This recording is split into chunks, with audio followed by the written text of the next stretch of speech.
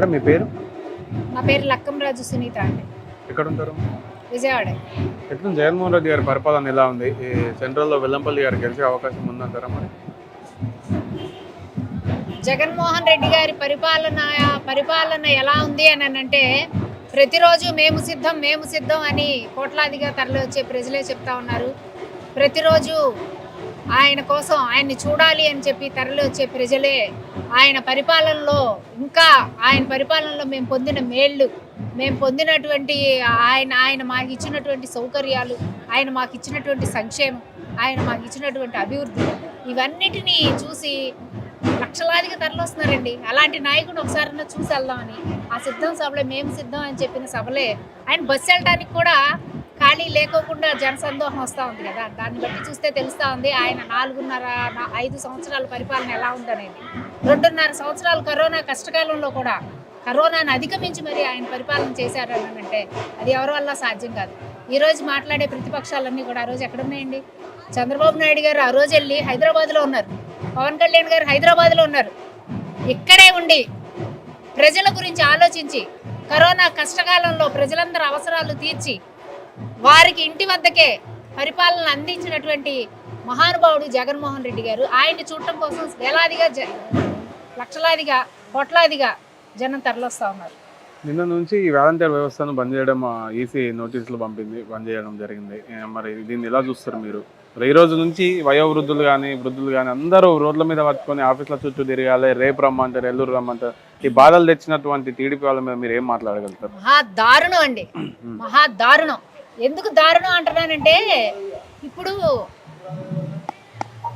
Panchayat సెక్రటరేట్లో functions ఇస్తుంటే అది వాళ్ళు ఇవ్వలేక అక్కడ పనిచేసే సిబ్బందికి వల్ల కాకే కదండి. వాళ్ళు 15 రోజులు 20 రోజులు వృద్ధులను తిప్పి, వికలాంగులను తిప్పి, మరి మహిళల్ని తిప్పి, ఇంతమందిని ఇన్ని పనులన్నీ మానుకొని పొద్దున వచ్చి రాత్రి దాకా సాయంత్రం దాకా అక్కడే కూర్చొని ఫంక్షన్స్ తీసుకునే పరిస్థితి నుంచి వాలంటీర్ వ్యవస్థ ఉదయం 6:30 గంటలకే ఇంటికి తీసుకొని వెళ్ళి వాళ్ళకి తలుపు కొట్టి ఫంక్షన్ ఇచ్చేటట్టుగా జగన్మోహన్ రెడ్డి గారి ప్రభుత్వం చేసింది. ఈరోజు మీరు చేసిన పనికి మరలా అవ్వాతాతలు, మరలా వికలాంగులు, మరలా వృద్ధులు వాళ్ళందరూ కూడా పొద్దున్నే బయలుదేరి వెళ్ళి పంచాయతీ ఆఫీస్ దగ్గర కూర్చొని పంచాయతీ సెక్రటరేట్ దగ్గర కూర్చొని వాళ్ళు ఎప్పుడు ఇస్తారా అని చెప్పి పడిగాపులు పడి అక్కడే బాక్సులు కట్టుకొని వెళ్ళి అలాంటి పరిస్థితిని మళ్ళీ ఈరోజు చంద్రబాబు నాయుడు గారే తీసుకొచ్చారు. ఆయన నిజంగా ఆయన వెన్నుపోటు, చంద్రబాబు నాయుడు గారి వెన్నుపోటు మరొక్కసారి రుజువైంది. ఫస్ట్ పార్టీని లాక్కున్నప్పుడు వెన్నుపోటు పొడిచారు రామారావు గారికి. ఈ రోజు వాలంటీర్ వ్యవస్థ మీద పైకి ఒక మాట చెప్తా ఉన్నాడు ఆయన. పైకి నిన్న సభలో ఏం చెప్తున్నారంటే ఆయన, వాలంటీర్లు మేము వస్తే ఇంకా మంచిగా చూసుకుంటాం, ఇంకా జీతాలు పెంచుతామని పైకి చెప్తా ఉన్నారు. వెనక నుంచి వెన్నుపోటు పొడిచి వాళ్ళని నిమ్మగడ్డ రమేష్ కుమార్ గారి చేత పిల్లేయించి వాళ్ళ వ్యవస్థను రద్దు చేయాలని చెప్పి వెన్నుపోటు, వాలంటీర్ వ్యవస్థకు వెన్నుపోటు పొడిచిన మనిషి ఎవరైనా ఉన్నారు అని అంటే అది టీడీపీ అధినేత చంద్రబాబు నాయుడు గారేనండి. ఈ పాపం ఊరికే పోదు. ఇప్పటిదాకా కనీసం మీకు కొన్ని ఓట్లన్నా వస్తాయి అని అనుకుంటున్నారు. ఇప్పుడు అసలు కనీసం డిపాజిట్ వచ్చే పరిస్థితి కూడా లేదు. వాలంటీర్లందరూ ఇది గమనిస్తూ ఉన్నారు, రాష్ట్ర ప్రజలందరూ గమనిస్తూ ఉన్నారు. అవ్వాతాతలు, వికలాంగులు, వృద్ధులు, తర్వాత అంటే నడవలేక వెళ్ళేటటువంటి వీళ్ళందరూ కూడా వికలాంగులు ఎలా వెళ్తారండి? వాళ్ళందరూ గమనించట్లేదా? వాళ్ళందరూ గట్టిగా బుద్ధి చెప్తారండి. ఈసారి కుప్పంలో ఆయనకి డిపాజిట్ కూడా రాదు. ఈ చేసిన వెన్నుపోటుని అందరూ గమనించారు. సుమారు రాష్ట్రంలో ఎన్ని సీట్లు గెలవబోతుంది? ఎవరండి? YCP 175 out of 175. Parliament, assembly అన్ని స్థానాలు జగన్మోహన్ రెడ్డి గారికే. ఈ కుతంత్రాలన్నీ ఎన్నన్నా చేసుకోనండి, ప్రజలు గమనించి జగన్మోహన్ రెడ్డి గారిని 175 సీట్లతోటి గెలిపించడం ఖాయం. మేడం మీ పేరు? నా పేరు పేరం త్రివేణి రెడ్డి. ఈ రోజు నుంచి వాలంటీర్ వ్యవస్థను రద్దు చేయడం జరిగింది. నిన్న నుంచి ఎలా చూస్తారు దీన్ని? మరి ఇది చాలా నీచమైన చర్య అని చెప్పుకోవాలి. ఎందుకంటే చంద్రబాబు నాయుడు చేసే కుళ్ళు కుతంత్రాలు ఫస్ట్ నుంచి అలవాటే.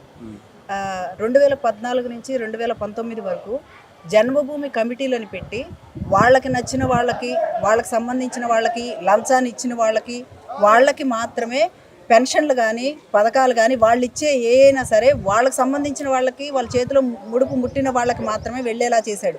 కానీ ఈరోజు జగన్మోహన్ రెడ్డి గారు అలాంటిది ఏమీ లేకోకుండా, వాళ్ళు రోడ్డు మీదకి రాకుండా, వృద్ధులైనా సరే వితంతువులైనా వికలాంగులైనా సరే ఎవ్వరూ కూడా వాళ్ళు రాలేని పరిస్థితుల్లో ఉన్నా సరే ఇంటికే డైరెక్ట్గా పంపించి తెల్లవారకు ముందే డోర్ కొట్టి అమ్మ మీకు పెన్షన్ వచ్చిందని చెప్తుంటే వాళ్ళ సంతోషాలకి అవధులు లేవు. అవన్నీ చూడలేక తనకున్న ఆ కుళ్ళనంతా ఎల్లగక్కడానికి తన ఉనికి తనకు ఎక్కడ పోగొట్టుకుంటానో రేపటి రోజున మళ్ళీ ఇదంతా వాళ్ళు గుర్తించి నాకు ఓట్లేరు కాబట్టి కనీసం ఎలక్షన్లో అయినా వాళ్ళని మరిపించాలి అన్న ఆలోచనతోటి వాలంటరీ వ్యవస్థని ఇంటికి వెళ్ళనివ్వకుండా చేశారు. వాలంటరీ వ్యవస్థ ఎలక్షన్లో తిరగడానికి వాళ్ళు ప్రభుత్వం నిర్మించిన వాళ్ళు అలాంటి వాళ్ళని తిరగకూడదు అని చెప్పి ఈసీ దగ్గర కేసు పెట్టించాడు. మరి అలాంటప్పుడు వాళ్ళు ప్రభుత్వ ఉద్యోగులైనప్పుడు వాళ్ళు వెళ్ళి పెన్షన్ ఇస్తే నీకేంటి ప్రాబ్లం అంటే ప్రజలు సుఖపడకూడదు వాళ్ళని నాశనం చేయాలనేది కంకణం కట్టుకున్నావు. వెన్నుపోటు అనేది నీకు స్టార్టింగ్ నుంచి అలవాటు అయిపోయింది. అలాగే ప్రజలకు కూడా వెన్నుపోటు పొడిచి ఈ రోజున అలాంటి నీచమైన వ్యవస్థకు దారి తీస్తున్నాడంటే చంద్రబాబుకి ఓటు వెయ్యరు కంపల్సరీ. ప్రతి ఒక్కళ్ళు కూడా మేము ఇంత సంతోషంగా ఉన్నాం అది వారవలేకపోతున్నాడు చంద్రబాబు నెట్టి పరిస్థితుల్లో రానివ్వకూడదని కంకణం కట్టుకొని ప్రజలు ఉన్నారు. సెంట్రల్ నియోజకవర్గానికి వస్తే వెల్లంపల్లి గారి పోటీలో ఉన్నారు, అటువైపు బోండా ఉమార్ గారు ఉన్నారు. వాళ్ళు గెలుస్తాను వాళ్ళు ధీమా వ్యక్తం చేస్తారు. మరి మీ ప్రచారం ఎలా ఉంది, స్పందన ఎలా ఉంది లోకల్?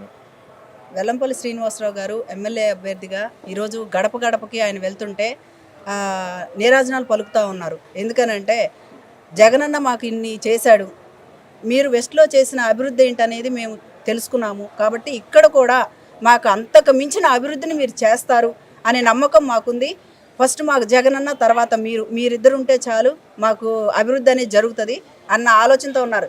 ఇక మీరు అడిగినట్టు బోండా ఉమా గారి గురించి మాట్లాడారు.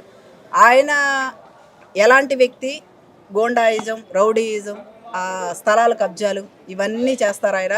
అవన్నీ ప్రజలకు కూడా తెలుసు. ఎవరికి ఓటేయాలి, ఎవరిని గెలిపించుకుంటే మేము సంతోషంగా ఉంటాం, ముందు నెమ్మదిగా ఉంటాం, ఎటువంటి గొడవలు లేకోకుండా శాంతియుతంగా ఉంటాం అనేది ప్రజలకు తెలుసు. వాళ్ళే రేపటి రోజున ఓటుతో తీర్పునిస్తారు. వైసీపీ సుమారు ఎన్ని సీట్లు అధికారంలోకి రాబోతుంది, ఎన్ని సీట్లు గెలిచి మేము వై నాట్ 175 అంటే కుప్పంలో చంద్రబాబు కూడా ఓడిపోతుందంటారా? కుప్పంలో అసలు ముందు ఓడిపోయే సీటే కుప్పం. ఎవరిది? టీడీపీది, మాది కాదు. మేము గెలిచే సీటు ఫస్ట్ కుప్పం. ఎందుకంటే వాళ్ళు ఈ కుప్పంలో వాళ్ళున్న 9 సంవత్సరాలు ఒక్క ఏకదాటిగా చేసాం మేము, 9 సంవత్సరాలు దెక్కుండా అని చెప్తున్నారు. ఆ 9 సంవత్సరాల్లో చెప్పమనండి ఆయన ఏం చేశాడు? ఆ కుప్పానికి ఏం చేశాడు? నీళ్ళు ఇచ్చాడా? వాళ్ళకి కావాల్సిన అవసరాలు ఏమన్నా తీర్చాడా? ఏమీ లేదు. కుప్పానికి అసలు న్యాయమే చేయలేదు. అటువంటి వ్యక్తికి ఓటు ఎలా వేస్తారండి? పైపెచ్చి వాళ్ళ ఆవిడే పబ్లిక్గా చెప్తుంది ఆయన రెస్ట్ తీసుకుంటారు, నేను వస్తాను, నేను తిరుగుతాను అంటే మైండ్కి రెస్టా, శరీరానికి రెస్టా? ఆయన ఆవిడ ఏం చెప్తుందనేది కనీసం ఆవిడకన్నా అర్థమవుతుందో లేదో. దేనికి పనికిరాని వాళ్ళు నిలబెట్టి ఇబ్బంది పడ్డం కంటే ఆ మందలగిరి అంటే ఇక దేనికి పనికిరాడు. మందలగిరి అని పలకడమే రాదు. జనాలతో ఎలా మాట్లాడాలి, ఏం చేయాలనేది కూడా అతనికి తెలియదు. అలాంటి అనుభవం లేని వ్యక్తిని రాజకీయ నాయకుడిగా ఎన్నుకోరు ప్రజలు. కంపల్సరీ ఫస్ట్ మేము గెలిచే సీటే కుప్పం. లోకేష్ని పవన్ కళ్యాణ్ ఇద్దరు నడుస్తారా మరి? వాళ్ళు తప్పకుండా, వాళ్ళిద్దరు అసలు పప్పు ఇది ఒక తుప్పు అన్నట్టు ఇద్దరు కలిసి తిరుగుతారు తప్ప దేనికి పనికిరారు. ఈయన ప్యాకేజీ తీసుకొని తిరుగుతూ ఉంటాడు, ఆయనేమో వాళ్ళ బాబు సంపాదించిన అన్ని పందికొక్కలాగా తింటా కూర్చుంటాడు. వీళ్ళిద్దరు దానికి తప్ప దేనికి పనికిరారు. వైసీపీ అధికారంలోకి వస్తుంది 100%. కాబోయే సీఎం జగన్మోహన్ రెడ్డి గారు. ఇక్కడ గెలిచేది సెంట్రల్ లో వెల్లంపల్లి శ్రీనివాస్ అన్న.